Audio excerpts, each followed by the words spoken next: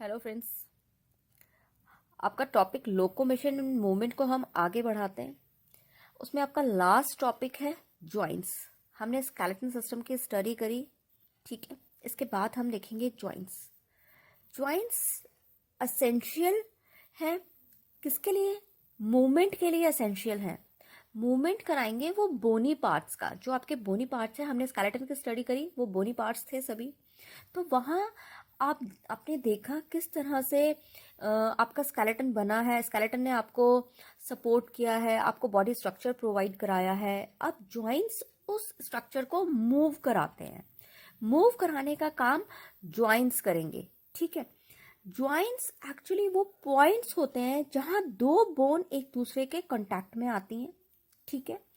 या हो सकता है बोन और कार्टिलेज एक दूसरे के कांटेक्ट में आए, ठीक है। या तो दो बोन्स के बीच में हो सकता है या बोन और कार्टिलेज के बीच में हो सकता है। अब देखो, जॉइंट्स इस तरह से वर्क करते हैं कि वो एक फल्क्रम की तरह आपको हेल्प कर रहे हैं। फोर्स लगता है मसल्स के थ्रू, स्केलेटन सपोर्ट करता है और किसी चीज को आप क्या करते हो, पुल कर पाते हो, पुश कर पाते हो, ठीक है। अब हम देखेंगे आपकी बॉडी में, ह्यूमन बॉडी में जो जॉइंट्स हैं वो 3 टाइप के जॉइंट्स प्रेजेंट होते हैं: फाइब्रस, कार्टिलेजिनस और साइनोवियल जॉइंट्स। जो फाइब्रस जॉइंट्स होते हैं वो, याद रखना, मूवमेंट को अलाउ नहीं करेंगे। और ऐसा आपका कौन सा बॉडी पार्ट है जहां मूवमेंट नहीं है? तो वो आपका स्कल है। स्कल की जो बोन्स है, जहां आपका ब्रेन टोटली सेफ है। तो वहां क्या है, वो जो क्रेनियम है, जहां आपका ब्रेन, वहाँ सपोर्ट मिला है किसी तरह के अटैक से, उसे बचाया जाता है, इसलिए क्रेनियम बना। क्रेनियम जो है ये 8 प्लेट से मिलके बनता है। 8 प्लेट से मिलके बनता है, ठीक है। ये प्लेट्स एक दूसरे से एक पॉइंट से लेकर और लास्ट पॉइंट तक सचर्स के थ्रू, इस तरह से, जो ये सुचर्स होते हैं इनके थ्रू इस तरह से ज्वाइंट होती हैं। जब मैंने स्केलेटन पढ़ाया था वहां मैंने दिखाया था किस तरह से सुचर्स प्रेजेंट होते हैं। तो एंड टू एंड वो सुचर्स के थ्रू ज्वाइंट है। अब हम इस ज्वाइंट की बात कर रहे हैं। तो ऐसा कौन सा ज्वाइंट है? फाइब्रस नाम लिया तो नाम इंडिकेट कर रहा है वो फाइब्रस ज्वाइंट है। कनेक्शन का काम कर रहा है तो आपने कनेक्टिव कहा, तो आप इसको कहोगे dense fibrous connective tissue, okay. अब बात आती है कार्टिलेज की। कार्टिलेजिनस जॉइंट, जैसा कि नाम इंडिकेट कर रहा है कार्टिलेजिनस, तो ये कार्टिलेज से बना है। जैसा कि आपका ईयर पिन कार्टिलेज से बना है, जो आपका नोज है वो आउटर स्ट्रक्चर कार्टिलेज से बना है। बोन्स ज्वाइंट होती हैं, बोन्स ज्वाइंट होती हैं एक दूसरे से, किसके थ्रू? कार्टिलेज के थ्रू। और वो कौन सी बोन्स है? वो है आपका वर्टिब्रल कॉलम। जो आपका बैकबोन है, वर्टिब्रल कॉलम, उसमें जो वर्टिब्रीज हैं, उन वर्टिब्रीज के बीच में एक डिस्क प्रेजेंट होती है। इस डिस्क के ऊपर वर्टिब्री है, नीचे वर्टिब्रीज है, दैट मीन्स 2 वर्टिब्रीज के बीच में डिस्क प्रेजेंट है। इससे क्या होता है, बोन एक दूसरे के ऊपर जब फ्रिक्शन नहीं जनरेट होता है, ठीक है, फ्रिक्शन से बचाने के लिए इस तरह से कार्टिलेजिनस डिस्क प्रेजेंट होती है जो फ्रिक्शन से बचाती है। ये परमिट करती है लिमिटेड मूवमेंट। वहां मूवमेंट नहीं था लेकिन ये लिमिटेड कहा, क्योंकि वर्टिब्रल कॉलम को आप आगे इजीली आप झुका सकते हो, लेकिन वर्टिब्रल कॉलम को पीछे इतना बैंड नहीं कर सकते हो जिस तरह से आगे आप इजीली मूव करते हो।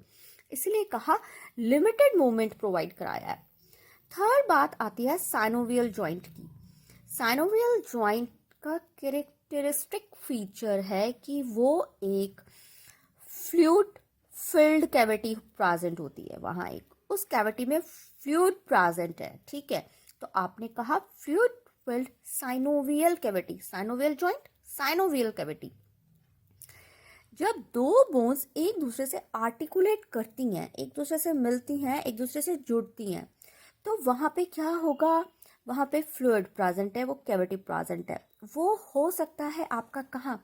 आपका जो पेक्टोरल गर्डल है, पेक्टोरल गर्डल का जो पोर्शन है, वहां से जो ह्यूमरस का हेड फिट है यहाँ हो सकता है। ह्यूमरस रेडियस अल्ना के बीच में हो सकता है। कार्पल मेटाकार्पल्स के बीच में हो सकता है।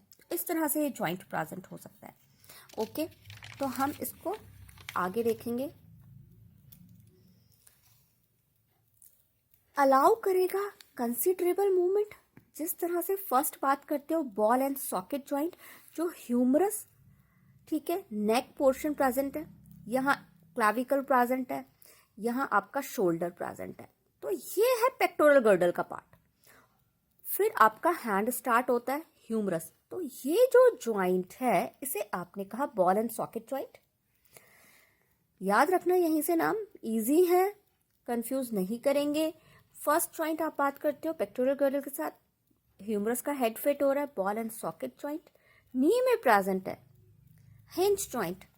फिर जो आपकी वर्टिब्रीज हैं उसमें फर्स्ट वर्टिब्री होती है एटलस एंड सेकंड वर्टिब्री है एक्सिस।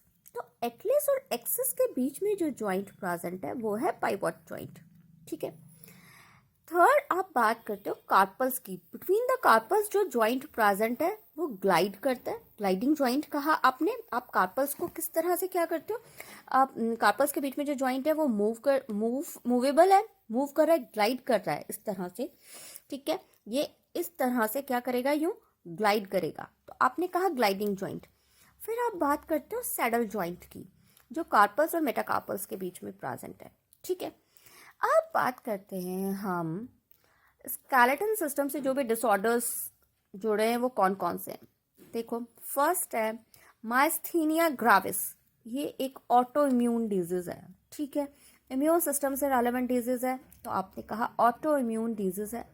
अफेक्ट कर रहा है किसको, न्यूरोमस्कुलर, दैट मीन्स जहां मसल्स के साथ में नर्व्स अटैच है उन जंक्शंस को कर रहा है प्रॉब्लम। जैसे फटीक हो सकती है, वीकनेस हो सकती है, या पैरालिसिस हो सकता है। अब बात करेंगे मस्कुलर डिस्ट्रॉफी की, दैट मीन्स मसल में किसी तरह का स्ट्रक्चरल चेंज आता है। मसल्स में जो स्ट्रक्चरल चेंज है, जैसे कि डीजेनरेट हो रही है, डीजेनरेशन होता चला जाता है मसल्स में, ठीक है। कौन सी मसल्स हैं, ये हैं आपकी skeleton muscles, that means striated muscles. ये एक जेनेटिक डिसऑर्डर है जो आगे पास ऑन होता है, किसमें, ऑफस्प्रिंग में भी पास ऑन होता है, या आप कह सकते हो उस पेशेंट में उसके फॉर फादर से या फॉर पेरेंट्स से आया है, ठीक है। नेक्स्ट डिजीज है आर्थराइटिस। आर्थराइटिस में एक्चुअली क्या होता है, ज्वाइंट्स में इन्फ्लेमेशन हो जाता है, ठीक है। ज्वाइंट्स में किसी तरह का सूजन आ गई है, तो इसको आपने कहा है आर्थराइटिस। नेक्स्ट बात करते हो ऑस्टियोपोरोसिस की। ऑस्टियोपोरोसिस एक्चुअली एज से रिलेटेड है, बढ़ती हुई एज के साथ ये डिसऑर्डर हो सकता है, ठीक है।